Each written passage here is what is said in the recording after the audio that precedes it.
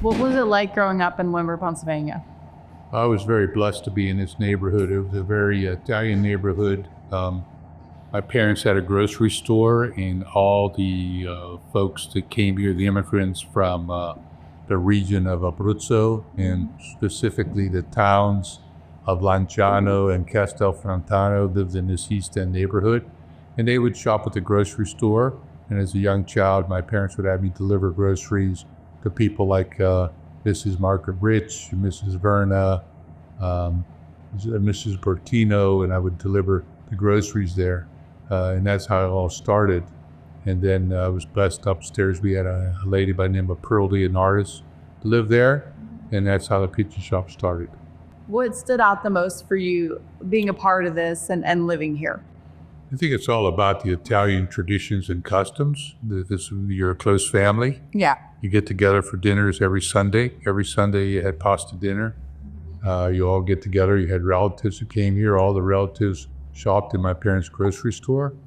And then when Pearl Leonardis and Mom, Nicolette and Pete started the pizza shop, it continued to the next level. And that was in 1960. I was 7 years old at the time, and I could tell you a whole litany of stories about the pizza shop. Okay. Tell me like one of your favorite stories about the pizza shop. Well, I think what I remember most is in 1960 when Mrs. Leonardis said to Mom and Dad, why don't we make pizza and sell it at lunchtime to the people, to the employees of Best Form Sewing Factory at the bottom of 21st Street. Yeah. So as a child, they would make the pizza, and I would go with my father, and we would wrap individual slices of pizza up for all the sewing workers at the Best Form Factory, along with little Gallagher iced teas. And we would sell pizza out of the back of the station wagon and collect, back then it was 10 cents a slice. Yeah. And we would just collect the money from these workers, and they just loved our pizza. And after that, it just grew and expanded. And how many years did you guys sell the Best Form? Oh, many years, at least a decade. Then we started to open different nights a week. Yeah. But we just started that one night a week. I remember being a kid and working in the shop, and it was like Thursday, Friday during the day, and we would get the Best Form order ready, and then we would take the Best Form order down to Best Form, and then all the workers would come out at lunchtime break, and then we would bring them the order, and we would do the same thing. We'd do like we'd have different people's names, and they'd have like, this person wants 4 slices, this person wants 2 slices, this person wants a porchetta and 2 slices, and then we bring them like the drinks too. Yes, and that's exactly how it worked. And we just out of the back of the car, it was a cash, pay cash. And like I said, it was 10 cents a slice back then. Yeah. And even when we opened our pizzeria in the evening after that, you could buy a meatball sandwich for 25 cents and a hot sausage sandwich for 25 cents. It was just a wonderful way to grow up in an Italian neighborhood. And everyone got together. And then what I really liked is every fall, all the Italians in this neighborhood would make homemade wine. And they would call the homemade wine Dago Red. And they would exchange bottles of wine. And at Christmas time, they would open the wine. And I remember my uncle Polo had great homemade red wine. And Helen Minetti was famous for her homemade wine. And my dad, of course, made wine. And they used to get the grapes from Sinceri Brothers out of Pittsburgh. They would bring the grapes in. And we have in the pizza shop on display now all the equipment we used back then to make the wine. Yeah. So I know one of the things that we always talk about is the sandwiches and how we did the bread. And everything that I like about the shop is that it's locally sourced, like the wine. And I just wanted the story about like how we started using the bread, because we make bread, but we don't make like the roll. I guess we make the rolls now, but we didn't make them back then. Well, back then we were blessed to have La Monica's Bakery. It was the Italian bakery where we bought all our porchetta buns. So we made the porchettes, and then our meatball sandwiches were on a little Italian roll. And then when Pearl would roll dough, sometimes she would roll a piece of dough out, and she'd call it a taccarella. The taccarella was a long piece of dough. It should cut a piece off and bake it in the oven, and then she would open it up and put a piece of sausage in. If we ran out of buns, she would make a taccarella. And the little pieces of leftover dough, we would boil them up and make them like a pasta. Oh. With sauce on them. And never wasted any dough. And then sometimes she'd take pieces of dough, fry them in olive oil, sprinkle sugar on them, and we would sell pizza fritta.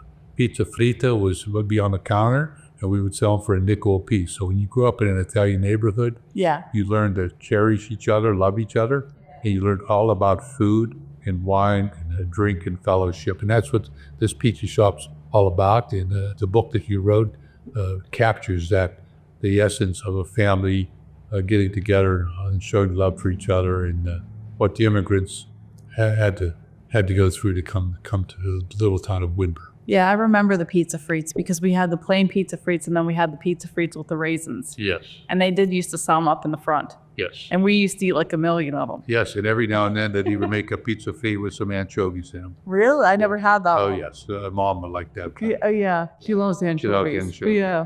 Yeah. Okay. Fondest memory of your dad? Well, my fondest memory of my dad, For both of you. I'd say probably when you were coaching.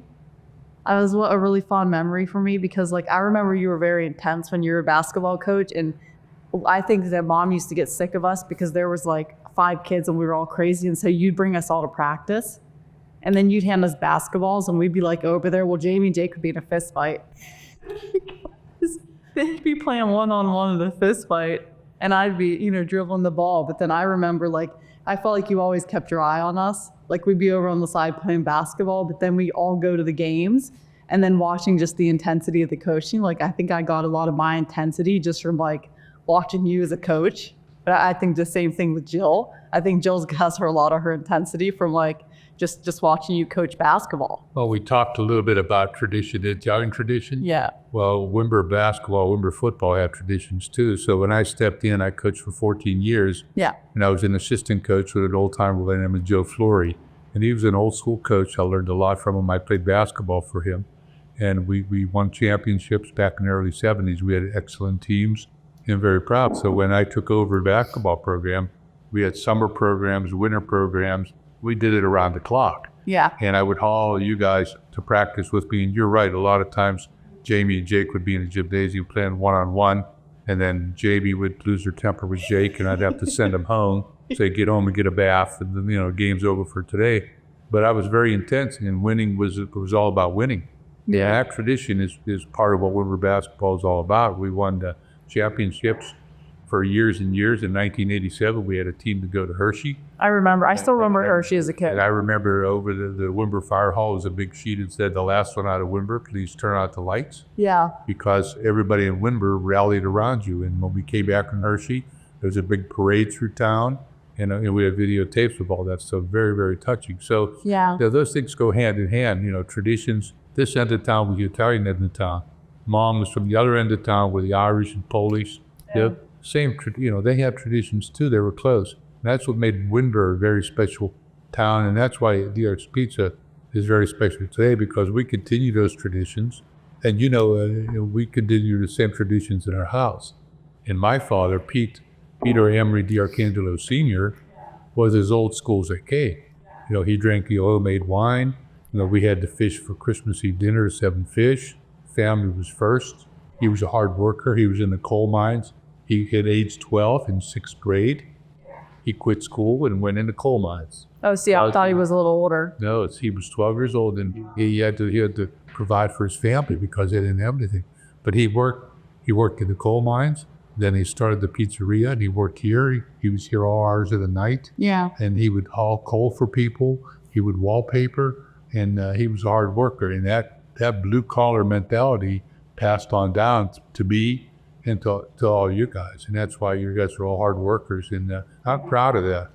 Yeah, I am too. I remember being a kid and we slept over here all the time. We always had sleepovers over here. And I remember that Papa Pete never slept. He was down checking the furnace. He was running around. During the day, he was out talking to the neighbors, or he'd take me in the car up to Valley Dairy, and then he'd get me like a, chocolate marshmallow on a sugar cone. He'd get me an ice cream cone. We always had ice cream together. And then when we were in the shop, he was always telling people, like people would put like too much cheese on the pizzas, or he would tell them how to push the sides of the dough in. And like, he had like a real attention for detail. Oh yeah, and he loved ice cream. Chocolate marshmallow was his favorite. Me too. And every Sunday we would go up to Valley Dairy and he'd get chocolate marshmallow. marshmallow ice cream. He loved it. Yeah. And he just loved family. And he was part of the glue, along with my mother, that held the glue together. And we would talk about feast, like most people, like for Thanksgiving, would have turkey, mashed potatoes, sweet potatoes, corn, and then stuffing. Yeah. We would have that, plus wedding soup, ravioli, and homemade Cutlets, meatballs. I mean, on top of everything else, because that was kind of the Italian thing. You always had to have some type of pasta with every meal. That was just part of it. So we want to keep that tradition alive. Yeah, one of my favorite memories too is like on Sundays we'd all go to church, and then we'd go upstairs and we'd have a whole Italian dinner every Sunday, and the whole family would be there. And we did the salad, like Grandma with New York did the salad with like the vinegar. Remember the salad with the vinegar, with the iceberg lettuce? Yeah, the homemade dressing, and then always homemade meatballs, ravs, gnocchis. Oh, she liked to make bruschetta. Yeah, roll a round steak with the cheese in the middle and the bruschetta with the garlic. I love And then she would cook that all day, and then you cut the string off that bruschetta, and that meat would just fall apart. It was just incredible food. And I noticed in your book you have some of those recipes at the end of each chapter, which makes that book very special. And how about Christmas Eve dinner? We'd have 30, 40 people here at Christmas Eve. This place was packed. And everyone would have this big Christmas Eve dinner. We'd drink wine at dinner. Then at midnight, we'd all go to midnight mass at St. Anthony's Catholic Church.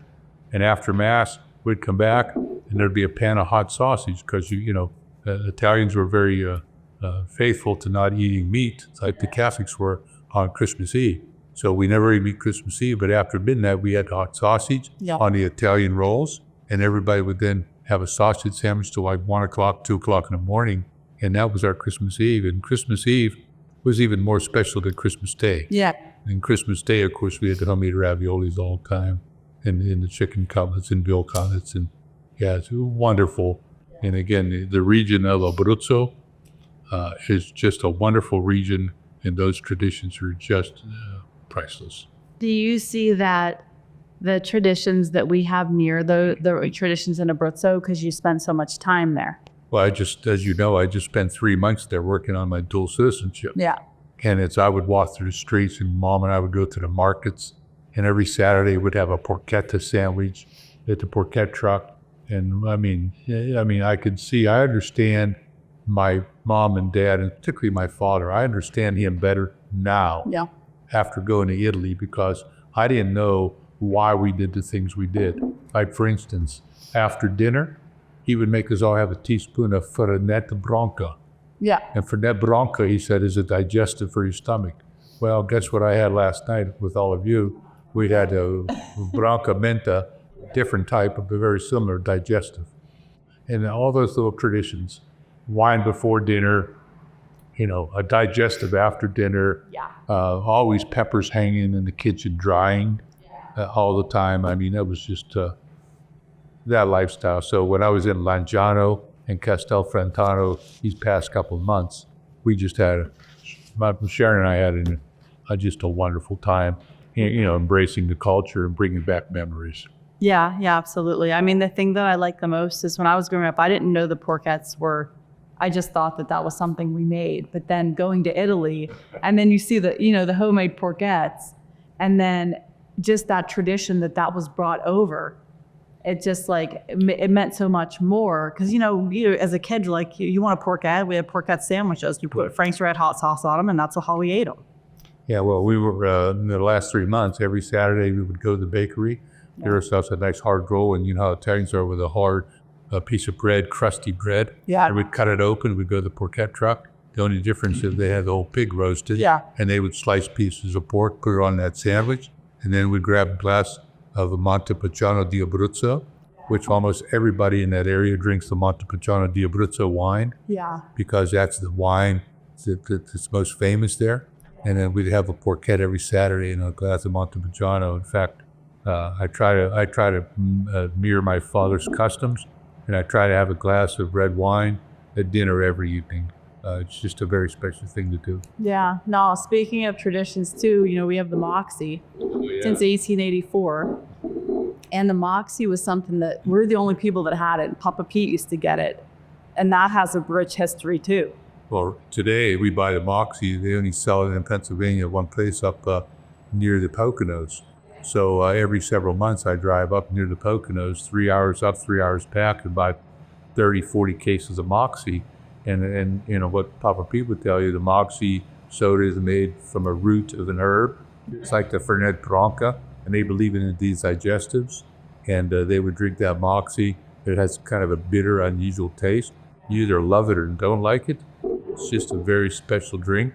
But I don't know if it has a medicinal value like he would say. I think it just has a lot of sugar and caffeine, and people get a little wired up when they drink it. Right. And I think that's what makes Moxie so good. But we still sell it in our pizzeria because we want to keep, the place has been open 65 years. So we don't want to change tradition. We make our pizza the same way. We should talk about that later. So I know Grandma and Papa were in their 60s when I was born, and I remember them always being older, and I never got to meet, my great-grandfather, Justino, but I think you were around. I know you were around for your great-grandmother for probably a long time, and Justino, so I wanted you to tell me about them. Well, Justino was born in 1891 and died in 1953. And my grandmother, Anna Giordano D'Arcangelo, was born in 1892, died in 1960. And for the first 7 years of my life, my grandmother, Anna, raised me. Yeah. Raised me in the traditional Italian way, where, she loved me as a grandson. She, eating was so important. I can remember she'd say, mangia, mangia Americo, over and over again, because that was very important. So my grandparents were very, very traditional people, old school, and very emotional. And my father, Peter Emery D'Arcangelo Sr., my mother, Nicolette D'Arcangelo, the same kind of people. Yeah. Just really very traditional. So we raised five children in the same way. We're blessed to have them around in your lives. And you were around them at the pizza shop, so you saw the value of hard work. Yeah. The value of being a blue collar type of person, and the value of standing up for yourself. Yeah. I mean, and that's kind of the same thing that my grandfather and my father and all our relatives, and every year we had a family reunion. Yeah, oh yeah. And the De Loretto side of the family, and there would be 100 people at the Windber Recreation Park playing bocce ball. Yeah. All have the same thing in common: loving their families, teaching traditional values, and also valuing good food and good fellowship. Yeah, I look forward to that family reunion every year because the whole family, everyone made something, and the food was so good at the family reunion. It was some of the best food that I ever remember. And also, like, Grandma and Papa, they were here every day working. And I never heard them ever complain about the fact that they had to work. I've never heard Papa Pete say never a complaint that he worked around the clock for his whole life. My father was so old school, and he believed that the man of the house needed to supply and support the household. Yeah. And the woman in the house needed to take care of the house, take care of the kids. You're old school. Yeah. But in this case, Mom and Dad, Nicolette and Pete, worked together in this pizzeria. Yeah. And but that was kind of the old school values, and there's nothing wrong with those beliefs. Things have changed today because you need two people to go out to work. Things are a lot more expensive, but to them it was a simple life. Yeah. Putting good food on the table, teaching your kids the proper values. You had a curfew, you had to be home at night at a certain time. You respected your elders. You didn't use inappropriate language. I mean, things have changed in today's society. Social media hasn't helped things, but it doesn't change who I am as a person. It doesn't change who my 5 children are either. Traditional values. Yeah, 100%. And I mean, they were also very kind people. They were always inviting someone, or Christmas Eve, if there was someone who didn't have a spot, they would invite extra people. And I felt like they always looked out for people who maybe didn't have the setup that we had. Yeah, my father would give you the shirt off his back. In fact, when he ran the pizzeria, this was the hangout for local teens. And a lot of times the local teens after football games would all come in here. Some of them did have money, some of them very little money. It didn't matter. They gave them free pizza, or somebody ordered 2 slices of pizza, they got 4 slices of pizza. Yeah. And that's just who they were. They just gave and gave and gave to whoever. And my dad, you would call him, and he would be at your doorstep within minutes to help you do anything at all. He helped the first house that we had built, it wouldn't have been for him, would have never had that beautiful house, because he worked right along everyone to make sure we had the best. I remember him being there every day. Also, I remember I asked you guys for a cat and you guys said no, and then he drove me like 2 or 3 hours away in his Cadillac, and he bought me a cat, and He also bought you a car. yeah, he bought me, but he bought me the cat and he bought me the car. Yeah, that's who he was. Yeah, and you guys were like, no cat. And Yeah, I was yeah. like, will you show me to get this cat? And he was like, yeah. Yeah, so this day, I just believe in being generous, and Yeah. anyone that comes in the pizza shop today, they need a gift certificate for a gift basket or a donation. We give donations and gift cards and gift baskets to everybody at any time, because if we can help out and return the favor, I think it pays off. Who were the extended families? Like, I know obviously from Christmas and from the reunion that Grandma and Papa both had really big families. So like, who were the extended families that like lived here that they were closest to? Like, I know Aunt Rose, we have Aunt Rose's homemade meatball appetizer, which was Grandma D'Arc's sister. Right. Uncle Pundy. Right. Our extended family, on the D'Arcangelo side, my dad had an older brother, Dominic. Yeah. And I was real close to Dominic's son, Gerald, and Gerald, Halbert, and Emily. Yep. When they all moved to California when they were fairly young, and I still stay in touch with Gerald. He's a few years older than me. Yeah. Dominic was the oldest one, and there was my dad. And my dad was really ultra-conservative.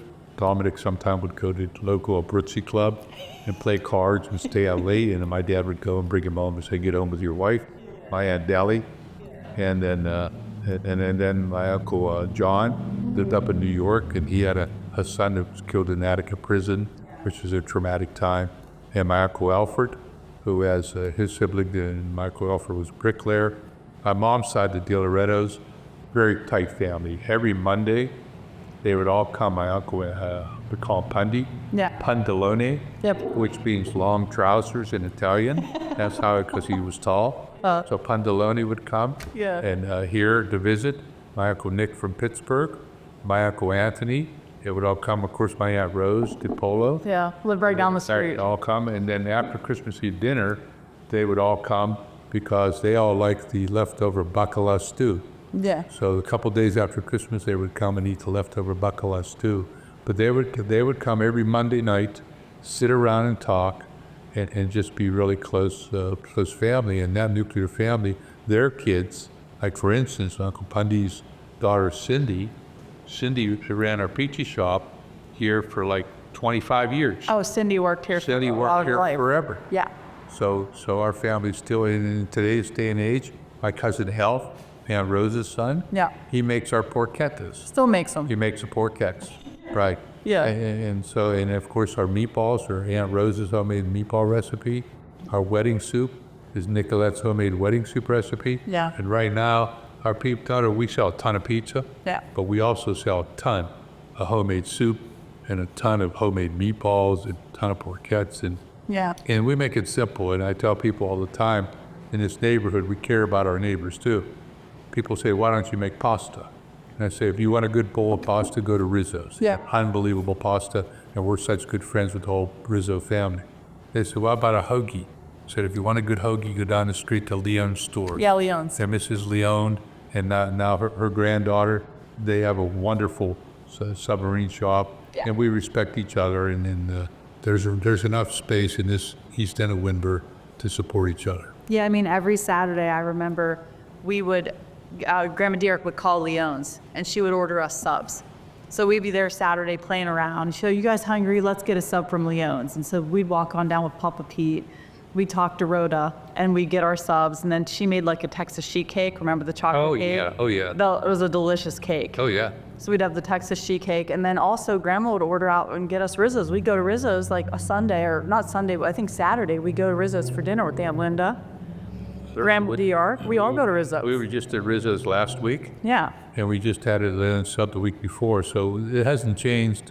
I mean, the players have changed, but the traditions are still the same, and I just miss a lot of those old timers because, I just remember so many of them. Yeah, absolutely. Grandma and Papa were very interesting people, and they have interesting dynamic working together. It's a love-hate relationship, wasn't it? Yeah, it really was a love-hate relationship because she was really strong-willed. Oh, yeah, because Papa Pete was old-fashioned. Yeah. And he would say stuff to her like, a woman's place is in the kitchen and you're not even in charge of the kitchen. Our real old chauvinist. And then my mom would swear at him and say, GD, Pete, Yeah. you know, I'm tired. He should always say, I'm tired of keeping my mouth shut. And if you knew my mother, God rest her soul, she never kept her mouth shut. She told people off. Whatever was in her brain came out of her mouth. Meanwhile, my dad was really kind of quiet and subdued, and he didn't talk a whole lot. He was very quiet. But that love-hate relationship, but they complemented each other. Dad was a workhorse, and Mom was the person that figured out all the details behind the scenes. Yeah. And it was a great teamwork, great relationship. And what is your fondest memory of the two of them together? I think that the fondest memory is the fact that through good times, bad times, they stuck together, and you could count on them, Yeah. no matter what. Oh, yeah. And whether it was a tragedy that occurred in the family or happy times, they taught you the value of family and the value of being rock solid and the value of not wavering in what you did. And they encouraged me. I was the first one in the family to get a college degree, and I still remember I was blessed not only to get my bachelor's and my master's, but also my doctorate. Yeah. And I still remember my mom with a walker going to IUP, sitting in the front row to watch me get my doctorate. So they were so proud of that I followed through with my education. And my dad would always say, you're not going to work in the coal mines like I did. You go and get that, he'd call it sheepskin. You got to get that sheepskin, because if you get that sheepskin, you'll get good health care. He was all about health care, and he always would talk about the health care. Because he had black lung. Yeah, he had black lung. For years, he didn't have any money, and it was sad because near the end, and all these coal miners who worked there for Berwind, and, they worked underground all those years, and I remember him at night with oxygen trying to catch his breath, and it was sad, and they would fight these miners to try to block their black lung because the company didn't want to pay. But these miners made the Berwind Coal Company wealthy people, but they also built the foundation of this town. And the foundation of this town was built on these hardcore middle class, blue collar values, and that's why I'm so adamant about how I believe in the political world because of that. Yeah, I know that. So I just answered the question about the fondest memories. What's your fondest memories of your grandparents and me and your mom? Us all working in the pizza shops together is my fondest memory, because when we were kids, we would work and we would fold boxes, and Papa would pay us 10 cents a box. And then, Grandma would be sitting over, she would sit like over in the corner in the back. Yeah. And she'd be just telling people what to do, pretty much. Pretty much. And then Papa Pete would be going around, and he'd be like micromanaging. And I remember you being in there. I remember Mom being in there, and she was like running around like with a chicken, like with her head cut off, like she normally does, just doing everything as fast as she could. And just having our family all in there together, like it was really a family business. And then like Uncle Pundy would come in, or like Aunt Rose would come in, and just seeing everyone that came in, or even we'd have family that would come in and eat, or even Mom's family, like Grandma and Grandy would come in and eat. And then you don't think about you miss those times when you don't have those people anymore, because we were all together, and we had so much, so many memories that we created together in this pizza shop and in this town. Your mom was kind of funny because she came from a different environment, different heritage, Yeah. etc. So when we started to date, she couldn't believe how much we ate, how much, when we'd be eating dinner or lunch, Yeah. we'd be talking about, now, what are we going to have for dinner tonight? We were always a meal ahead, and then when we would go out on a date, I'd stop here and get a box of pizza and a couple porchettes, because she wasn't used to that. Feeding Yeah. all that food all the time. No. But I'll tell you one thing about your mom, she fit into this Italian culture, and she's been right with me to the last 3 months in Italy. She loves that Italian culture, and she works really hard, and she reminds me of my mom and dad. We're complete opposites. I'm still kind of old school, but she's a shaker and move. She's a lot more like my mom, Yeah. Nicolette, and I'm a lot more like my dad. And that's why you guys have picked up on those values, because those behaviors. Yeah, absolutely. Yeah. D'Arcangelo, born in Langiano, Abruzzo in 1891, and Anna Giordano D'Arcangelo, born in 1892. And these are the folks that are helping, well, they're helping me with their documents to get my Italian citizenship. And of course, that's my father and my sister's wedding, Peter Embry D'Arcangelo Sr. And there's mom and dad when they ran the pizza shop, Peter D'Arcangelo and Nicolette D'Arcangelo. And all the other photos here are just Italian pictures of family members. Justine's family and all my dad's brothers are in these pictures. Okay. The second set of photos, and this is what makes DR's Pizza so special, we have a lot of history. First of all, the lady that helped us start DR's Pizza, Pearl Leonardis, and she's the one that said we should make a Abruzzi-style pizza.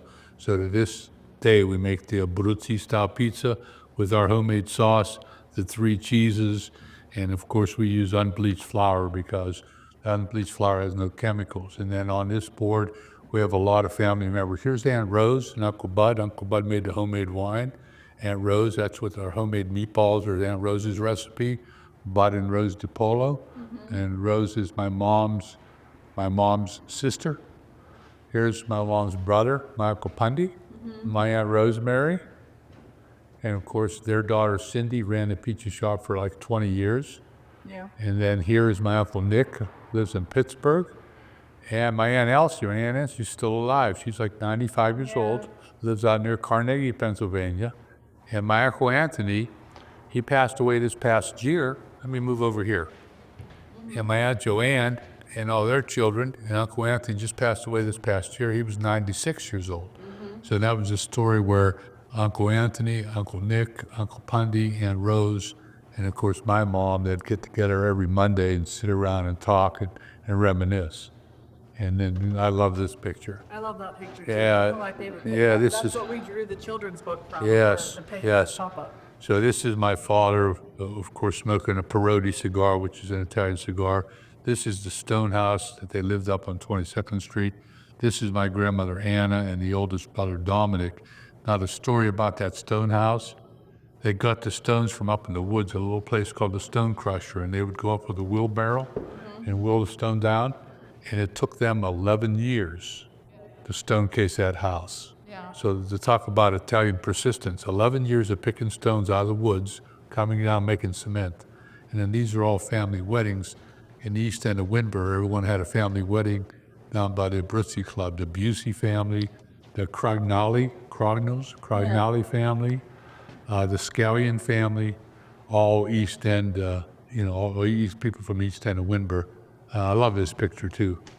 I love that picture. Yeah, that's This my is the mom. store. This is my mom in the pizza shop and store. Yeah. Full insane.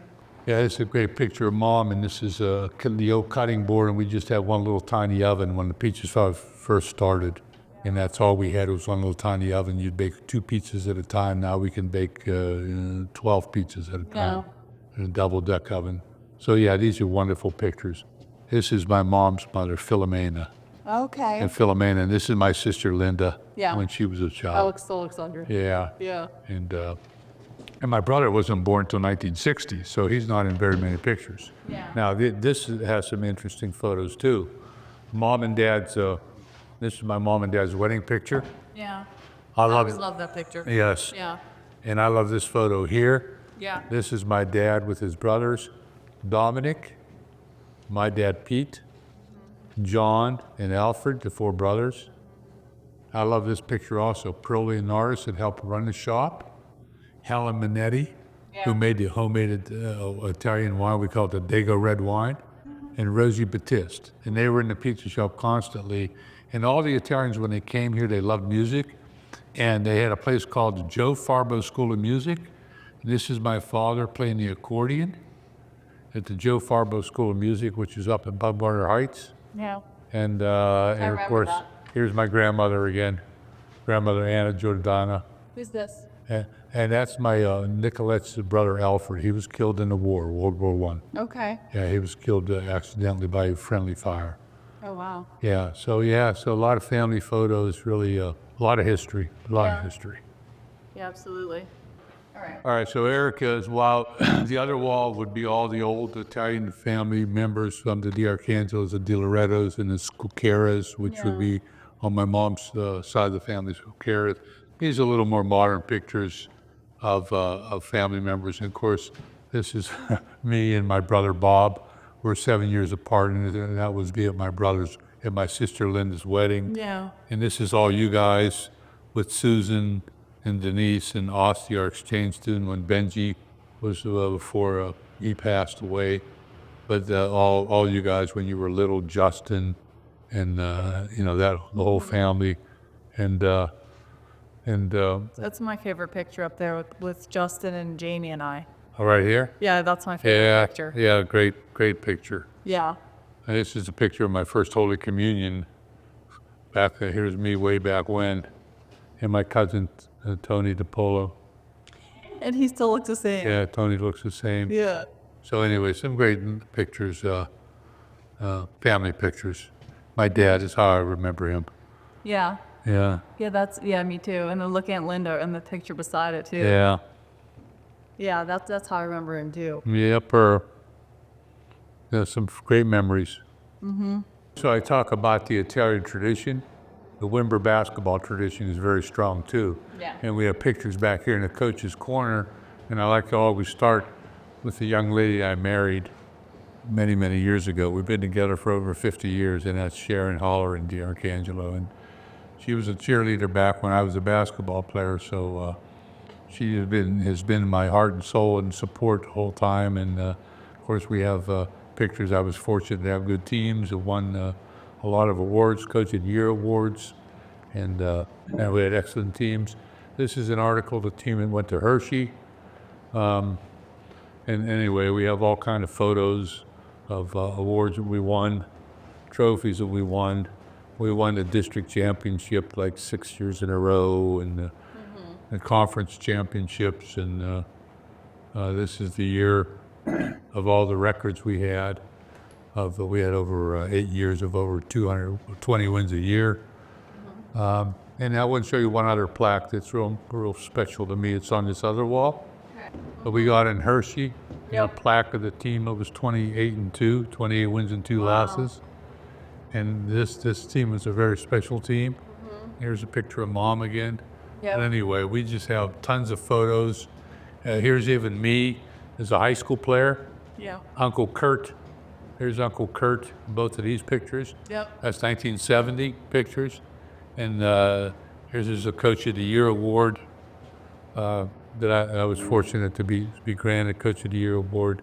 And you can see it's a coach's corner, special place too. Makes me very proud. Yeah, I like this little. And then look, the sandwich special, look, Oh, $1.75. yes, that was an old sign many years ago when we had meatball and sausage, panini porchettes. Yep. Or a duck. $1.75 each. But that was, quite a few years ago.